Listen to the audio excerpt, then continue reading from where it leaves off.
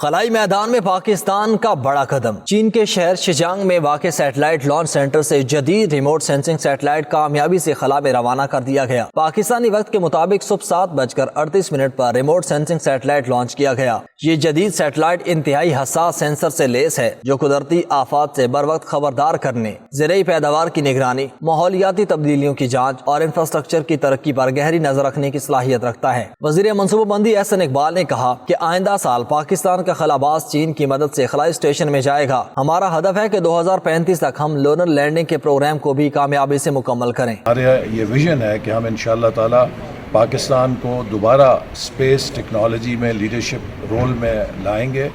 آئندہ سال انشاءاللہ پاکستان کا ایسٹروناٹ چائنا کی مدد کے ساتھ خلا میں اور خلائی اسٹیشن میں جائے گا، اور ہمارا ہدف ہے کہ 2035 تک ہم انشاءاللہ لونر لینڈنگ کے پروگرام کو بھی کامیابی سے پایہ تکمیل تک پہنچائیں گے۔ پچھلے کچھ عرصے سے دیکھ رہے ہیں کہ اسپیس کے اندر انٹرسٹ پریکٹیکل اپلیکیشنز کا بڑھتا جا رہا ہے۔ وہ اس لیے بڑھتا جا رہا ہے کہ ایک تو انوویشن ہو رہی ہے، اور پلس اس کے انوویشن کی آؤٹ ریچ کو بھی مختلف طریقوں کے ذریعے لوگوں تک، عام پبلک تک پہنچایا جا رہا ہے۔ اس کے بڑھتے ہوئے شہر، اس کے بارڈر ڈسپیوٹس، اس کا ایکسپوجر ٹو نیچرل ہیزرڈس، یہ وہ نیڈز کریٹ کر رہا ہے جس کے اندر ہمیں اس طرح کے سیٹلائٹس بنانے کی ضرورت پڑ رہی ہے۔ پاکستان نے 2018 میں اپنا پہلا ریموٹ سینسنگ سیٹلائٹ PRSS-1 اور حال ہی میں الیکٹرو آپٹیکل سیٹلائٹ EO-1 خلا میں بھیجا تھا، جن سے حاصل ہونے والے تجربات نے حالیہ مشن کو ممکن بنانے میں مدد دی۔